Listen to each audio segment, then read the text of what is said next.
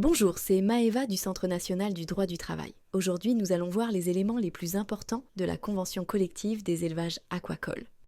Cette convention s'applique aux exploitations d'élevage aquacole situées sur le territoire français, concernant des métiers variés dans le secteur de l'aquaculture. Les professionnels concernés incluent l'aquaculteur, aquacultrice, le conchiliculteur, conchilicultrice, élevage de coquillages, l'ostréiculteur, ostréicultrice, huître, le mytiliculteur, mytilicultrice, moule, le salmoniculteur, salmonicultrice, saumon, et d'autres spécialistes comme le crustaciculteur, crustacicultrice, ou le pisciculteur, piscicultrice.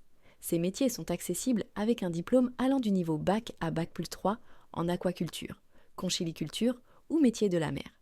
Concernant la période d'essai, elle est encadrée par l'article L1221-19 qui fixe une durée maximale selon le statut du salarié. La convention collective peut prévoir une période plus courte que la durée légale, mais les conventions signées avant la loi de 2008, avec des durées inférieures, ne s'appliquent pas. Pour les indemnités de licenciement, après 1 an d'ancienneté, le salarié perçoit une indemnité calculée à hauteur d'1/5 de mois de salaire par année d'ancienneté pour moins de 10 ans et 2/15 de mois supplémentaires par année au-delà de 10 ans.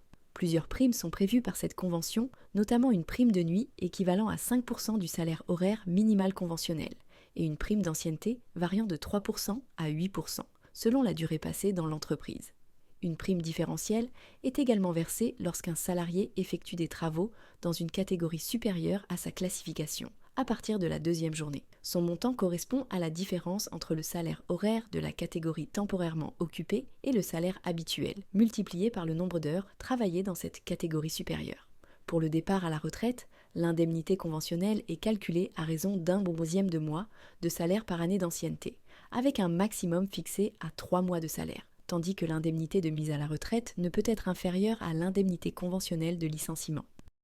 N'oubliez pas de vous abonner à la chaîne pour ne pas manquer les futures vidéos sur la convention collective des élevages aquacoles, et de mettre un like si ce contenu vous a plu. Pour commander votre convention collective à jour, vous pouvez vous connecter sur le site du Centre national du droit du travail. Merci et à bientôt.